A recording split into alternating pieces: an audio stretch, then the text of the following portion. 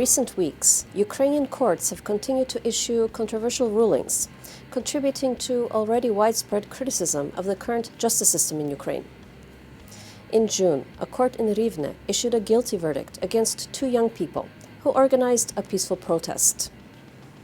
Earlier, on May 25th, 16-year-old Daria Kotsuruba and 20-year-old Roman Filiuk stood in Rivne's city center with hand-drawn posters calling for the impeachment of the recently elected president of Ukraine, Volodymyr Zelensky. Although their protest was peaceful, the young pair were approached by police officers and taken to the police station. The police, by the way, have stated that the pair were simply asked to come to the station. According to Kotsuruba, she and Filiuk were pressured and intimidated by the authorities.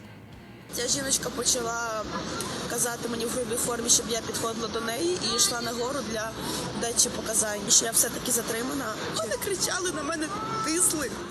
Kotsuruba and Filiuk were eventually released, but their case attracted national attention. Prominent politicians spoke out in support of them and in defense of the civic right to peaceful protest as a fundamental aspect of democracy. President Zelensky, for his part, said in a Facebook post that the authorities could have behaved more delicately. In spite of that, the Rivne court still found the young pair guilty of breaking the law, apparently for not giving advance notice to the authorities about their protest. In practice, this law has been subjectively applied. The verdict in the Kotsuruba case is being appealed. Interestingly, Zelensky is currently dragging his feet regarding the law that provides for impeachment procedure, indicating that he, quote-unquote, needs time to study it before signing it.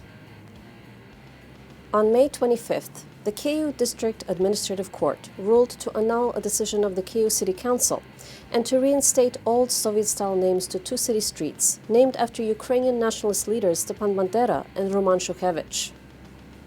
The court ruling was made in response to a claim by an organization with ties to Viktor Yanukovych's former Party of Regents.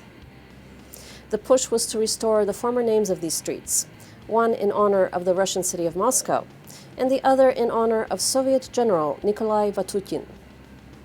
This court ruling runs counter to Ukraine's decommunization laws. The mayor of Kyiv, Vitaly Klitschko, stated that the Kyiv City Council will appeal the court's decision, and that, if necessary, it will organize another council session to address the street renaming. Distressingly for many, the Kyiv court decision seems to be part of a series of concerted attempts to reverse some post-Revolution of Dignity reforms and to draw Ukraine back into Russia's orbit.